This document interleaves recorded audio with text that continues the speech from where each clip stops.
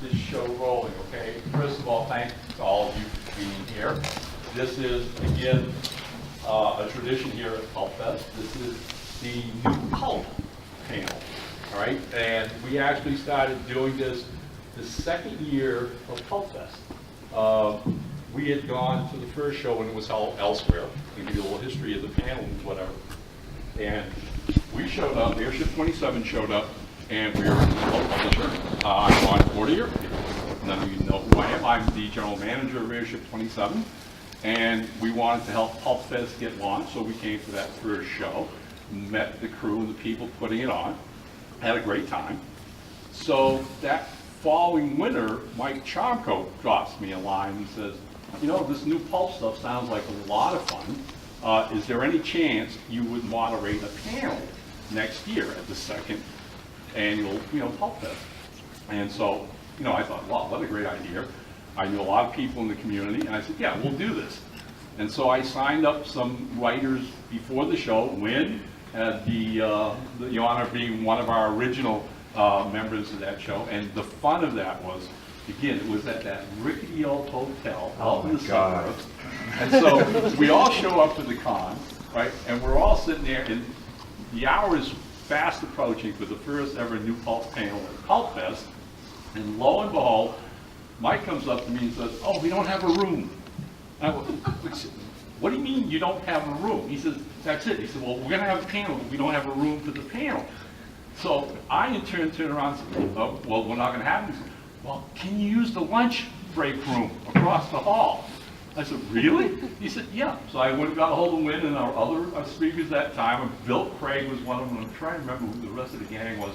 But basically, we got the word out in the hall that the panel would be held in the lunchroom. So I went in and basically staked the claim to the first little round lunch table. The guys came in all satting around like King Arthur in his court. Our attendees came in, grabbed all the other lunch chairs, and we had the first ever new Pulp panel at PulpFest. And it was a joy. It was really well. These guys did a great job. We had a blast doing it. And by the end of the show, when we went back in the hall, I had like 5 or 6 different writers come to me and say, you gonna do that next year? Can I be on the panel, please? Can I be on the panel? So that's the history of this. Moving into these halls and everything, we come here, we're a lot more sophisticated, as you can see. But nothing has changed. The same attitude goes on here. And one of the things that I made a tradition every time I moderate this panel is to give you a little bit of a different perspective on what you're about to hear from these very talented people, all right? Pulp has been with us for years and years and years. We go up into the hall and we spend thousands of dollars collecting these great magazines that were written by some of the best writers this country has ever known, okay? Can you imagine taking a time travel trip back to the mid-30s and going to a panel, and on that panel having Paul Chadwick, Walter Gibson, Lester Dent, Norval Page, and listening to them talk to you and answering questions? Well, no, you can't do that. It wasn't done. Pulps weren't recognized. Nobody appreciated what they had in front of them. All the years later, we do. And we come together once a year to celebrate Pulpdom. And what you're doing is having the opportunity to sit next to the new wordsmiths, okay? Wynn is a veteran of the group. I'm going to have each of them introduce themselves, tell you a little bit about themselves, but this panel will change every year, and you will meet new writers coming up into the field. Please, after the panel, go upstairs, go to their tables, look at the stuff they've done, all right, and give them your support. This is tons of fun, but we can't do it without you.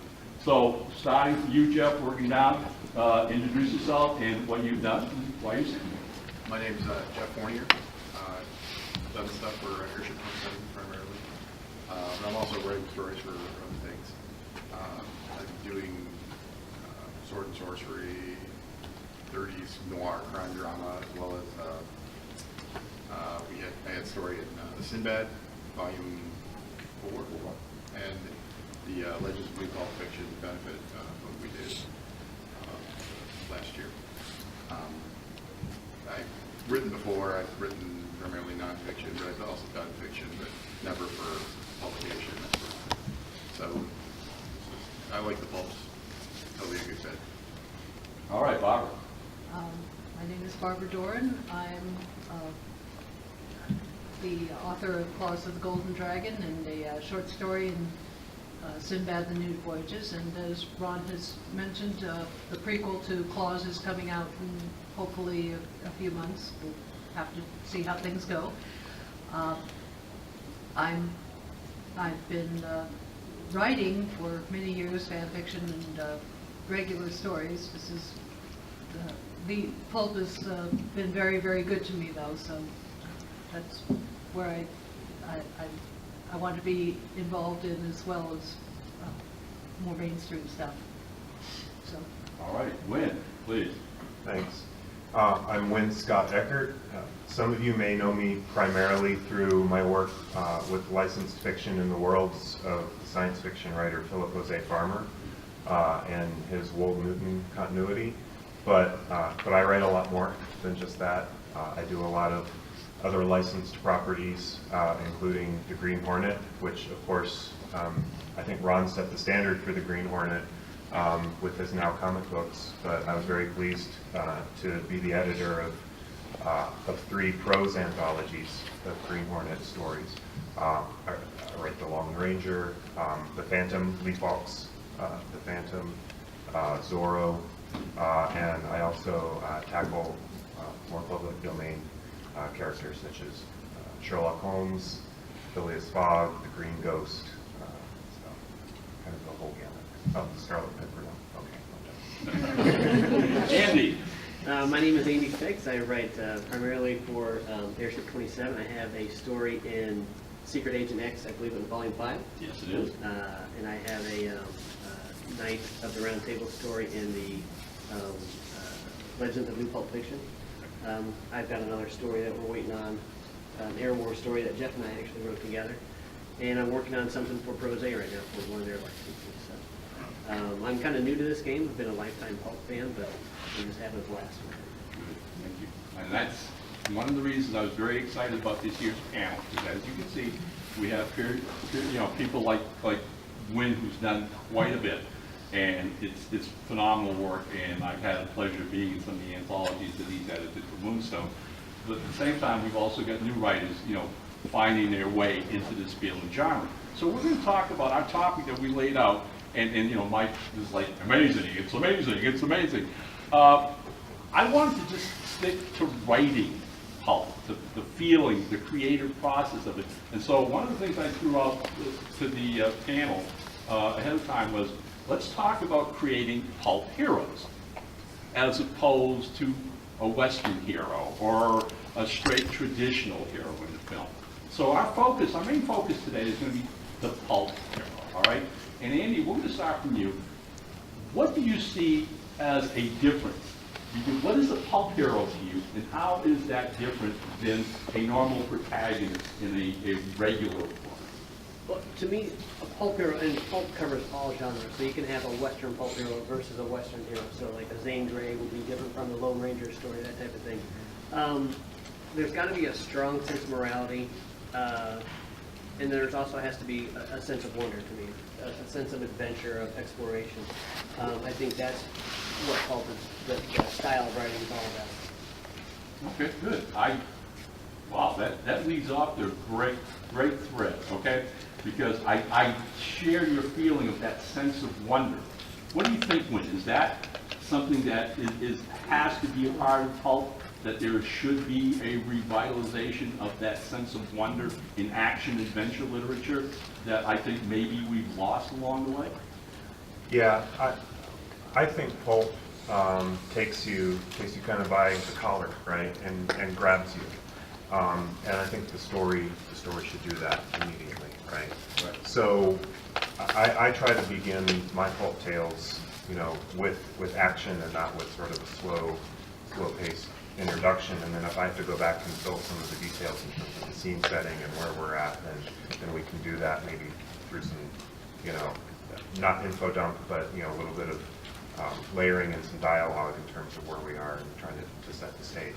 But yeah, absolutely, the sense of wonder. But to me, it's just the fast-paced and carry you along kind of eliminate the distractions. And, What's your template for the hero, protagonist?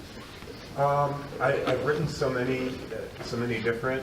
It's kind of, I don't have one particular template, right? I mean, I like to do, when I'm doing a property, whether it's a licensed property or it's public domain, I like to add a different perspective or a different lens on the character, maybe delve into an area that hasn't been delved into without violating what's gone before, right? Without changing the essence of it, right? By saying, well, here's, if you looked at it from 15 degrees this way, wow, you never saw it from that perspective before. That's how I like to tackle my character. Always looking for a fresh angle. Exactly. On something. No, excellent. Okay, so Barbara, pick up on that, if you will, because one of the challenges of any writer, okay, is when you're working, is basically, and again, I want to stick with this concept of the pulp hero, all right?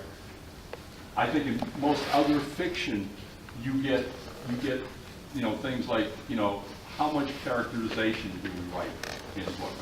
How much motivation do we have to show for the protagonist or the villain or whatever, all right? Whereas pulp, by its own essence, speeds up the pacing, the action, and the adventure. Is there a formula where you can incorporate motivation and characterization while you're writing fast-paced action? I think that there is, what you absolutely don't want are scenes where you've got pages after page of exposition. Let that exposition intertwine into the story so that it, that pulp hero is getting the information he or she needs to solve the problem, but not just dumped on him. Oh, that's what I should have done in the first place. That doesn't make for a good story.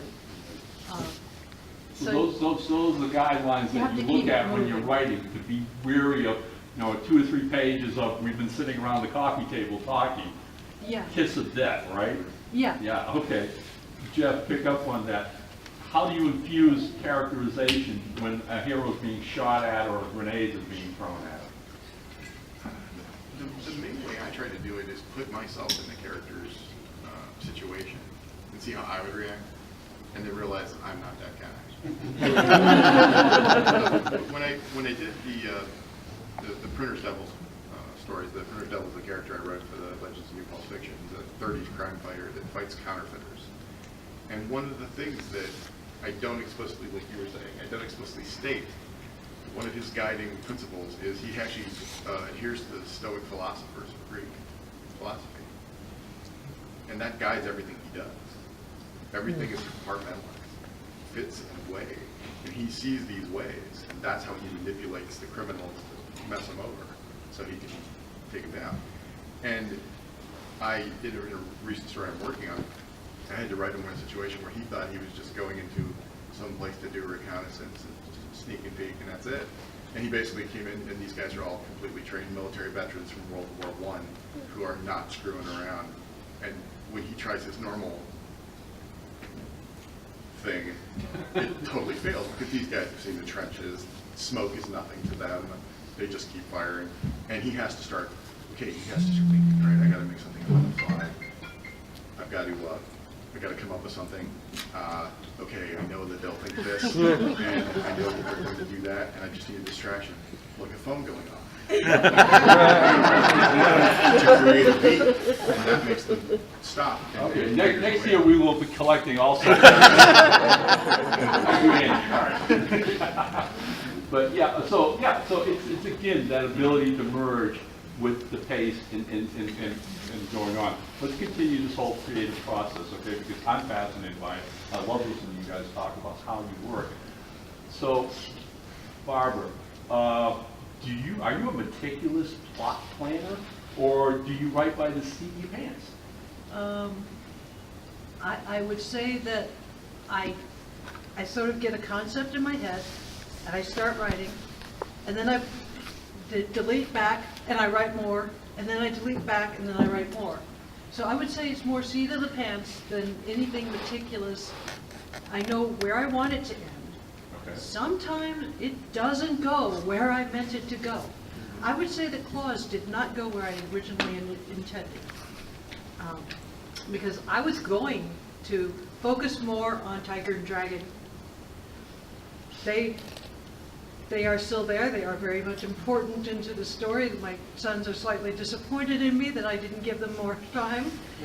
But so it goes. Partly because another plot concept sort of took over. But it was the right plot concept for that story. So I looked at it and said, okay, this gives me a start. We go with that, and then we keep moving on with the characters, and next time you may see a lot more of Tiger and Dragon in there. Okay, thank you.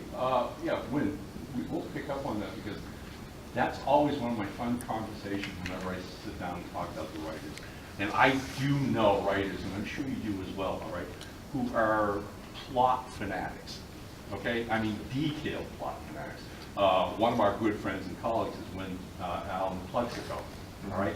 And Wynn writes these amazing space operas and superhero novels. But I know for a fact, and I've seen his notes, Wynn plots every single chapter. What's going to happen? Not me. Van. But Van does. He plots everything out, and then he writes the book. But he doesn't stop page one until he knows every single chapter, how it's going to start, how it's going to end, and that's the way Van works. And you know, it works for Van because his work is remarkable. It's excellent. It's phenomenal. I love reading his work.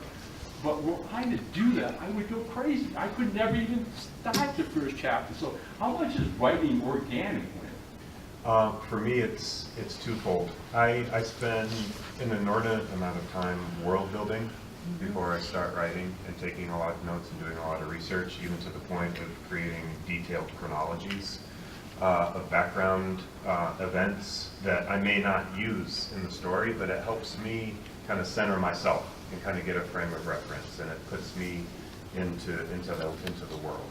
And then if I need to draw on a particular detail from that, then it already exists. It's already there. Right? But when I actually start then the plotting of a particular story, I create a loose outline. And it'll be just very much stream of consciousness. Like, you know, Benson shoots him, and someone says this, and someone says that, and it's very, you know, it's not grammatically consistent in terms of tense. I don't care. I just want to kind of get it down. I don't map it out in terms of it will be 16 chapters, right? I don't, and this chapter will start here. I don't go into that level of detail. I just get the story and the plot down, and then it starts to sort itself out for me, right? And then what I'll do is I'll take what I've written, and through, you know, the benefit of now being in a digital age, right? I don't know how they did it with typewriters, right? I can't even fathom not having word processors. So I'll take that document and I'll start rewriting it now, right? I just go back to the beginning, and I'll use chunks of prose that I wrote, but I'll put it in the proper tense, and I'll put quote marks where they go, and I'll start to create the dialogue, and then I rewrite it as a full novel, and then I go back and I rewrite again and self-edit.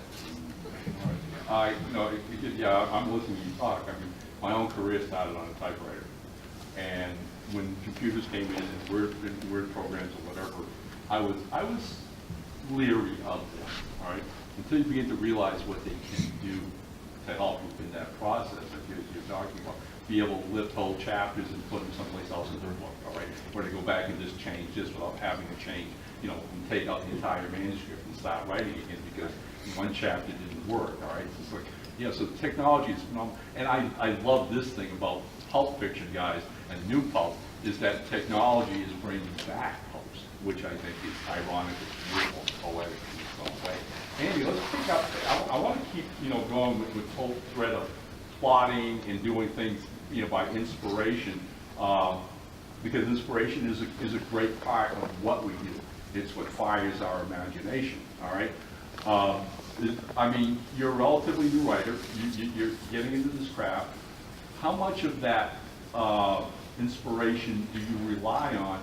And have you found that sweet spot yet, that zone that you get lost in when you're writing? Definitely. I'm kind of a mix between outline and pantser. You know, I'll come up with like when nothing to the extent of Van. I've seen his notes; it's ridiculous. He's got stacks and stacks of notes like this. But I'll come up with an ending, and then I'll come up with like dominoes that I need to knock over to get to that end. But as far as getting inspiration, I don't know. I kind of do a character interview for each character. Basically, like I'm asking them questions and then I answer the questions. It's really strange. My wife looks at me funny when I do it. So I get to know the character really well, and then when I insert the characters into the kind of the plot line I came up with, I know exactly how they're going to react. So that's basically how we go about doing that. How I go about doing that. Right. You know, I've read the short story that you and Jeff did together. Yep. Which will be coming out in a new book that we're going to be called Aviation Aces, all right? And again, one of the things I loved about the story was, again, that both of you delivered a solid, fast-paced story, but then again, you were also doing your homework and the research involved with the planes and the authenticity of that. How much of that did you guys do for that story? Oh my God. We did a lot. I live about half an hour away from the U.S. Air Force Museum, so and it's free. So I'd go up there every weekend and just walk through the World War II, because we did it about a World War II fighter plane. So I sat in front of that plane and just stared at it, read all. And the museum's great because it's got stories about pilots that flew it and stuff like that. So I took probably 300 pictures of that plane. They also have a replica of World War II air base with all the buildings and all that. So I walked over there and talked to the curators of that building, and they told me all kinds of stories. And yeah, lots of inspiration came from there. It was, and one of the coolest things, excuse me, when I was living in Charlotte, I met a beautiful woman who flew airplanes during World War II. She ferried the bombers over to the troops over there. She was a pilot beforehand, and of course could never fly, in combat, but she would fly all the fighters and bombers over there. And she was just a fascinating woman, and I talked to her for hours about it. She would tell me all sorts of stories. And we worked a little bit of her, not her personally, but her spirit into one of the characters in the book. So that was very inspirational to me. I once saw a posting online, which is where we've gone with the conversation, and it made me laugh because it read something to the effect of, if you're a writer, it means that you never stop doing homework. All right, and it's like the thing you chafe at when you're a kid in school, right? You come home and you have homework. Oh, you can't go out and play and you can't watch TV because you have homework. But then we choose this career, right? We just go into this full hog, and suddenly it's like, okay, I have to research this, I have to research that. Nobody's got a gun to our head, but we're doing homework the rest of our lives. Fun. Yeah, it's knowledge, it's learning, and that's the thing about research. So Win, what would you say is like the heaviest research you ever did for a single client? Maybe not the heaviest, but maybe well, I'll just tell the story. So for the first Green Hornet anthology from Moonstone, Joe Gentile had decided he wanted the story to take place in Detroit, right? And you can debate where the Green Hornet takes place, but that was the Bible. That's what Moonstone decided for this series, right? So it was Detroit, and I was all in on that. So I had a family friend whose grandfather lived in Detroit and grown up in Detroit. Asked him to go out. My story was set in Detroit's Chinatown in the 1960s. And Chinatown, Detroit doesn't really exist anymore. But he went out there and took all kinds of photographs from all different angles of the blocks and everything, and I could get oriented on landmarks, restaurants that used to exist in the 1960s, the streets here, and then I layered that over Google Maps, and there's a lot of one-way streets around there, and all of that is in the story. I mean, the restaurants that are in the story, they were really there when Cato's driving the Hornet and they're, blazing around Chinatown in Detroit, and they turn left. That's really a left turn. You really had to make that left turn, right? I mean, and he was following the traffic laws, right? I mean, Yeah, okay, We must obey the law. That's right. Yeah, and you're echoing my own feelings too, because Because again, I got the privilege of working in that series as well. And when I got Joe's Bible, it was pretty much almost the same thing you did to a degree. Not that I had any friends in Detroit, but got on Google Map and started finding maps and looking for maps from the 1960s. Yep. And looking for local color and whatever. And my story actually begins on a riverfront. And I had to know what that river was, right, and what that street was, and how you got to it. Right, Exactly. Yeah, Right. and we figured out, and then and watching the TV series, because this was the Green Hornet TV continuity, just to be clear, not the radio version. Right. Yeah. And you would see there were a couple of episodes where Britt would pull up in front of his townhome, right? Not as the Hornet, but as Britt, Right. pulling in the front. And the garage door goes up, and I started doing like Google Street View, research for neighborhoods in Detroit where maybe that could be, and we decided where his address was and everything. Oh, man, that is so much fun. So, Barbara, what about yourself? When doing Golden Dragon, what kind of research did you do for that? Well, for claws, I mostly just had to research the California area and then watch a lot of Green Hornet. For wings, that being said, in Shanghai, that guidebook I mentioned in the first chapter is a real guidebook. It is as bad as I describe it. But it is also quite funny and quite excellent as a sense of the local color. It doesn't really tell you a lot about the people or what life is like, but it gives you a sense of the place. And through it, I also learned about the British habit of fox hunting transferred to Shanghai and turned into a paper chase. There's also a book by Harriet Sargent about Shanghai, and I read it from cover to cover, and everywhere it looked like there was something that might fit in with the story, something that would be useful for the story. There went a little tab, there went a little note, pay attention to this. And I mean, I spent probably as much time reading up on Shanghai, reading the maps, looking at what the people said about the time period, reading Wings Over China, I believe the title is, which is about the Chinese Air Force, and just generally a lot of research went into that. Yeah, if you listen to what our writers are telling you, and when said and stated, and Barbara, And it was fun. Yeah, again, it's we do love to do research. It's really not a chore because it's like hunting for gold. We're like modern day, panners, all right? We're on the internet all the time, and we trip over these amazing historical notes that we never encountered in high school or college or whatever. And there's just millions of great little stories out there that we actually find. And then, we all have files, and we'll know, I'm going to come back to this someday, and this is going to be fun, So, yeah, it's we don't incorporate everything that we research. That's impossible. And we'd be writing you history books, which is not what we're trying to do. But once you've infused yourself with that research, then your personal perspective and creativity as a writer, putting yourself in the scene, becomes that much more authentic and that much more easy to focus on the story and the narrative. You did a Sinbad story, Yeah. which was a ride, which was extremely well done. Yeah. But you had to deal with a set of different nationality and characters, because Barbara said something when she was talking about it, and I'm going to just throw this out real quick, and it's always amazed me in my own research that there haven't been more great pulp adventures set in 1930 Shanghai. All right? I mean, it's ripe with history, international intrigue.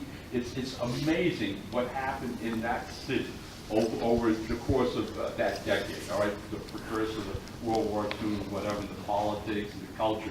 I'm stunned that there's so few actual adventure books. It's made for it. Now, Sinbad, okay, and I want to give you a little intro to this. Several years ago, I was a huge fan of the Ray Harryhausen Sinbad. Not the classical Sinbad, the Ray Harryhausen movies, the stop motion, the action, whatever.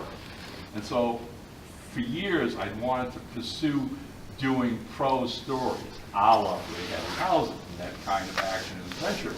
And so what I did a couple years ago is I wrote a Bible for a new series that Airship 27 was going to do, which was going to be called Sinbad, The New Voyages. But then, specifically, so my writers would have fun with this, I literally crewed his ship with an international cast of people that would have been traveling the world in those days, which includes a 18-year-old, almost 7-foot-tall Viking from Norway, right? An archer from Gaul, Frenchman, Harry Delacroix, right? Right? And then we have a lady samurai, right? Tashimi O'Hara, right? And then, of course, we made, because of the world, the Mediterranean, we made Sinbad a Nubian prince. And then you have your assortment of Mediterranean, Arab, crews and whatever. Omar, the first mate, the contemporary first mate. So basically, the fun of setting that up was that international crew. But now I give it over to my writers. And we talked a little bit earlier today. What was that like dealing with different personalities and knowing you're talking about both history and then cultural differences? I had to deal with Tashimi, the samurai, is priest to death with the sword, and I had to deal with the fact that she's a woman on a ship. They wouldn't cotton to that if they were followers of the prophet. But I'm like, well, they're sailors. They travel. They've been around. And then I had to think well, how would the other members relate to her? How would they relate to them?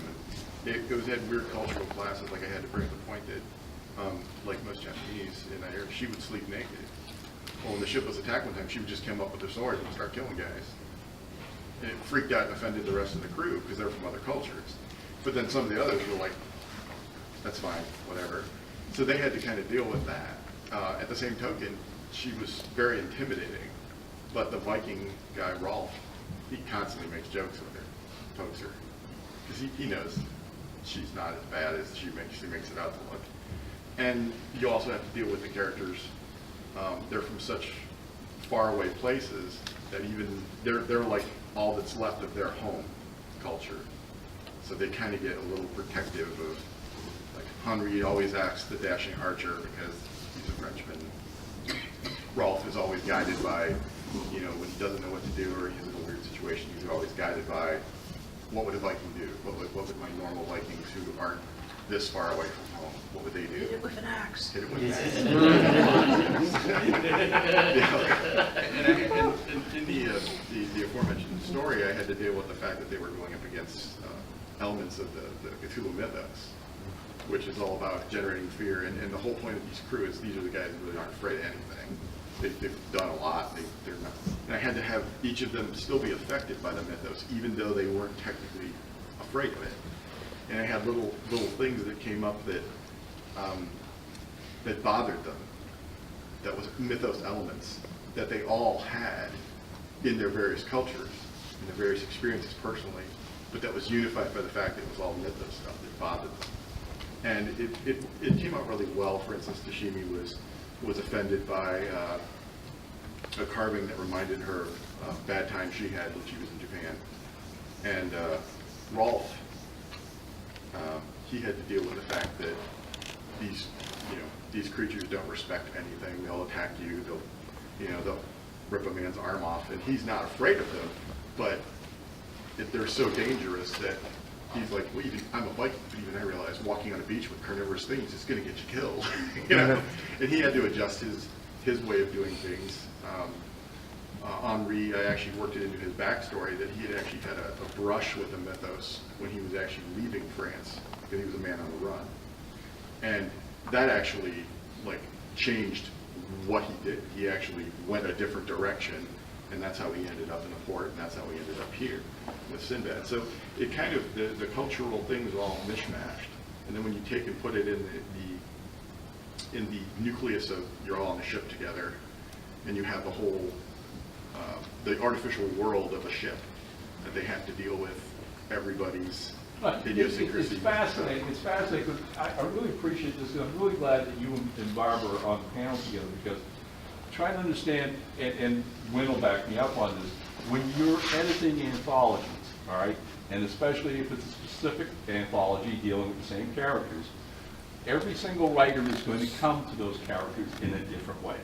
they're going to come to them in a different way. So one of the jobs and one of the hats that the editor has to invariably wear is how much leeway do I give them for that free perspective, and where's that line that we don't cross, that they have to stay where the Bible says, where the character says they are, right?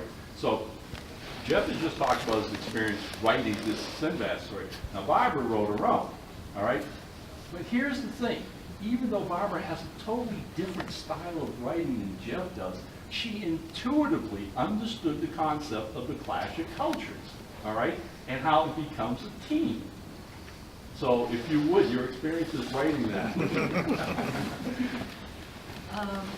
Well, the very first thing is that I am an old fan fiction writer under a different name, and I'm not talking about it.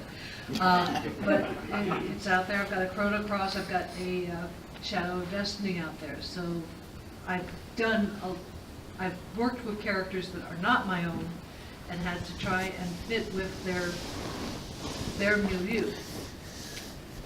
So the very first thing I did was read up on what had already been written and get a sense of what was already there. From that, you respect the characters, you respect who that person is. You get a sense of what kind of things would make them mad, what kind of things would please them, how they poke at each other. Henri wanting to watch Tashimi disarm, somebody trying to disarm her, with different meanings of disarm, of course. To the fact that Sinbad's like looking at this weird place that he's about to walk into, has no idea what's inside it, no idea of the dangers. It's like, yeah. So. Oh, I mean, again, it's as an editor, it's just fun to watch each writer gravitate to a specific character, all right? And again, that's always exciting and fun for us. What's even been more of a thrill to us, and I just want to get on this, and Gwen and I will talk about anthologies, etc. But the Sinbad books have surprised us at Airship 27. Really, I'm sincere about this. You come up with an idea for a series and you put it out there and you all hope it's going to sell with the fans. So we, several years ago, put out volume 1 and it did okay. It was fine. It sold well, but you know, nowhere near our expectations. All right. Well, within weeks of number 1 being out, all these other writers coming to me, can I write a Sinbad story? Can I write a Sinbad story? So my partner, my art director, Rob Davis, and I were talking about, well, look, okay, so one didn't sell that well, but these guys want to do this. Let's let them do it. So we send out the Bible. And sure enough, within months, we get volume 2 out. Well, again, the concept of the market, with 2 out, fans started to understand that we were serious, and now we're seeing a little more spike in sales in 2 and 1. But the writers kept coming to us. They don't stop. Till a British writer named C.P. Harvey comes to me and goes, I've got a Sinbad novel. You want a novel? We've got several anthologies. We get a novel out there, and then recently, and I want to put this bug in all your ears, okay? Because please follow it through if you can. If any of you are fans of audiobooks at all, at the start of this year, or the end of last year, Airship 27 and Pro Se Productions and a few other companies made a deal with Radio Archives to have our books read as audiobooks. And we were so blessed that Tom Brown went and found a young voice actor named Jem Matson to do the Sinbad series. And Art knows what I'm talking about because we did an entire episode on this show. We brought Jem on board. But when that book came out, Volume 1, I was so interested in listening to it because I knew the characters I created in these vast different cultures, right? He is so talented. He did voices and accents for each of them, all right? I was cracking up. We ended up doing a podcast interview. We had Derek Ferguson on the show because we did a whole episode on Sinbad and Ray Harryhausen. So we had Derek on as the movie critic guy to talk about the films that Harryhausen did. Yours truly talked about my inspiration in turning that into a book series. And then we had Jem come in and start telling us about how he was reading the books. And you'll find this interesting when, as an editor, Jim himself was seeing the disparity of styles of writing and approaches, so that he does his own mental editing when he's reading the stories from a single anthology and trying to find some kind of unifying thing with them, which is a boom to us just as well, all right? But halfway through the show, as Art will tell you, Jem went into the voices. And then he's talking like the Frenchman. And then he's talking like Ralph is Schweinsteiger. Let me tell you right now. Ralph is Schweinsteiger, okay? All right? And the Frenchman is like Maurice Chevalier. We were in tears. It was one of the wildest hours we ever had. So I want to continue with that with you because you've edited these anthology books. And have there been instances where you saw a great disparity between stories that was a challenge to you as an editor? Yes.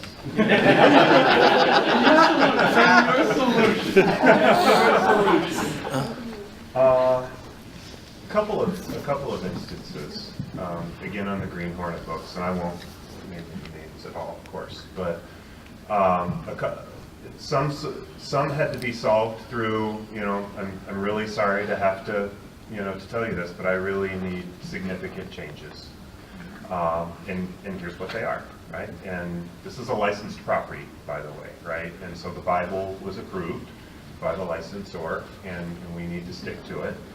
And really, at that point, it's not really a negotiation or an argument. It's these are things that actually violate the canon of the character as we were approved by the licensor, and we just can't contractually do that. So these changes need to be made. Yeah. In other instances, there was a particular instance where the Green Hornet and Cato were extraordinarily brutal, and that I think it was a bit of a stylistic violation, but it was really bordering on a violation of the Bible and kind of the core of the characters themselves. And the author was very adamant and pretty difficult in his response. We did eventually get it toned down. It wasn't toned down back to the level that I would have been comfortable with, but it was pulled back from what we originally received.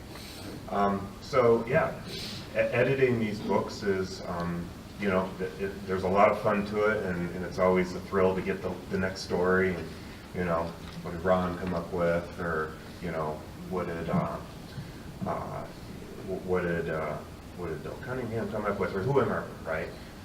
These writers that you're friends with, and you want to see what they generated. But along with that, there's an enormous amount of difficult work, and sometimes some tough conversations. Right. I just to answer, because that's an interesting thread. The writers, and again, names unknown, okay?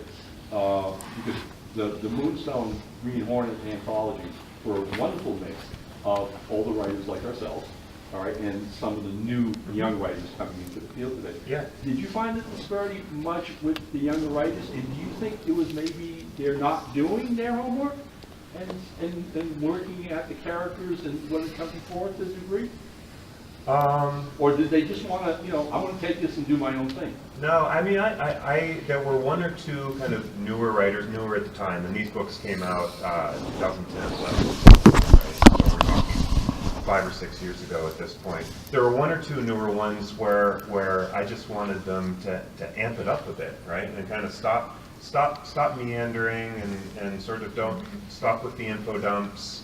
And let's get to the meat of the story. You may want to add all of this color and detail, but to your point, layer it in, right? Yep. Take all of the research, the wonderful research you've done, but then take a nugget of it here and a nugget of it there and layer it in. Don't give me paragraphs and paragraphs of your research.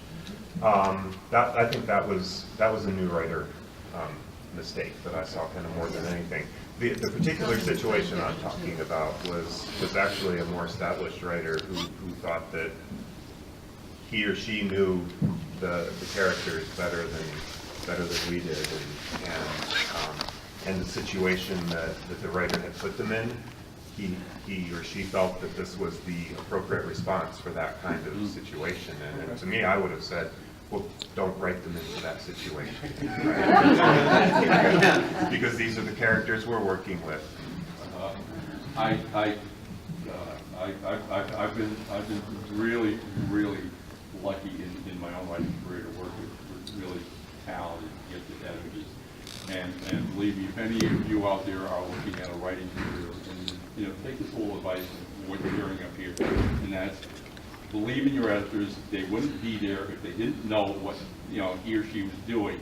And when they come back to you with revisions or asking, it's for the betterment of what you're writing to make it better. All right. I can remember, and I want to throw this up because it means something.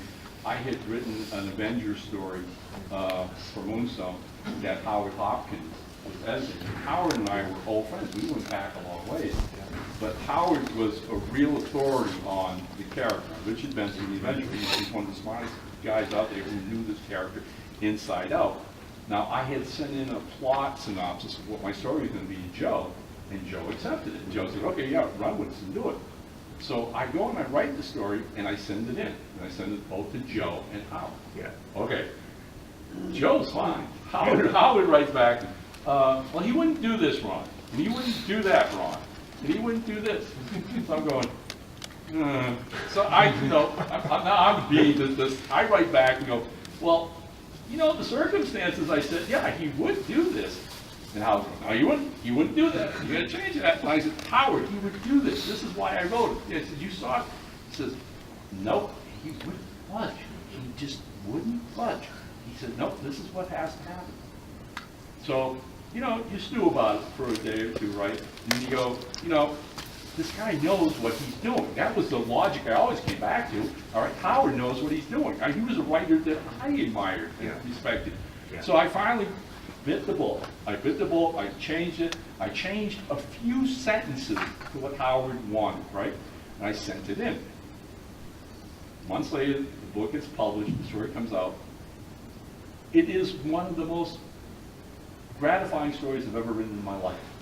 And it took it getting published and seeing it out there and coming back to realize that it was a better story because what Howard had done. At the time, we had this little headbutt. I was too close to it. I had just written it. But as time went by and I could look at it critically and analytically, it was dawned on me, and I thank him to this day. All right, he's since passed away. And what happened was, like the following year, the Pulp Factory Awards came out, and this story won Best Short Story. It won Best Short Story because I had an editor like Howard Hopkins who guided me through it. All right, understand editors and their importance. I want to pick up on another thread with Andy because our time is ever. It's going to be running out real quick here, and I want to give you guys some chance to answer questions. We're talking about creative souls, editors, and writers. Okay. I've had the experience in the past to work with other writers on a project. All right? Well, we want to talk about a clash of egos then, okay? I know Wynn's done things working with Philip Jose Farmer and finishing things. Working with Jeff, did you two ever clash at all? Were there ever instances in the story where either you didn't see the same thing happening? Yeah, excuse me, we really didn't clash. I think Jeff and I are really on the same. wanted to. No, I think. Oh, the truth comes out now. Yeah, All right. right. Well, but Harris wasn't in it. That was the last story we were working on together. Yeah, But I think Jeff and I think along the same lines with our storytelling. Jeff actually looks at what I wrote and he'll make suggestions and say, well, instead of doing this, he actually did a lot of help for me on my Secret Agent X story because I was having all sorts of trouble with that. I just couldn't get a grasp of the character. And Jeff, we were coming down from PulpFest, I think, and staying at my place and took a look at it. It's like, well, here, just switch this, this, and this, and it all clicked. So Jeff and I have very similar ideas about our writing, and we work, I guess, we complement each other more than anything. So I think there was a couple instances in the Air War story, the Black Widow story, where I made some changes that Jeff wanted to go with, or I cut a couple things. But Yeah, you had changed the way that they were developing. You changed the way they were developing a relationship. Yes. And then you erased a character completely from the equation. I did do that. And I was just like, We were running short on word count. yeah. That happens, Jeff. But Jeff made he actually, we started with the end scene. Jeff wrote the end scene first. Yeah. And he inserted the female pilot into the end scene. Well, the end scene took place after this huge combat mission. And I'm like, well, she couldn't possibly be there because they can't fly. And Jeff was like, put her there. So we had to come up with some sort of, I had to come up with some sort of way to make sure that she was in that final scene. So. Violating all conventions Right. of warfare in World War II. But I think Probably I 1,000 think regulations. I think it worked. It worked well. But yeah, so we bounced stuff off of each other. And I think we just, if one of us doesn't agree with the other one, we work it out where it makes sense. In his Secret Agent X story, he was like, how am I going to, okay, they're fighting on the airship. What am I going to do? I said, I know the airship's going to get destroyed, but I said, you don't want to crash it, right? He said, yeah. He's like, I don't, it's just so stereotypical of the Hindenburg. I said, well, don't crash it. Have it go up forever. And then Andy works for a distributor for Red Bull. And Red Bull, at that time, had a guy who did the longest jump from atmosphere, Yeah, I believe. he skydived from a space gas. 74,000 ridiculous feet or something It like was that. 25 miles. Yeah, and I said, here's what we're gonna do. That guy actually didn't do that record. Secret Agent X did that years ago in the war. So this airship went all the way up to that height. He's fighting it the whole time and realizes, wow, we're doomed. This ship's gonna destroy itself. So he does the jump. And Andy was like, oh yeah, that would work.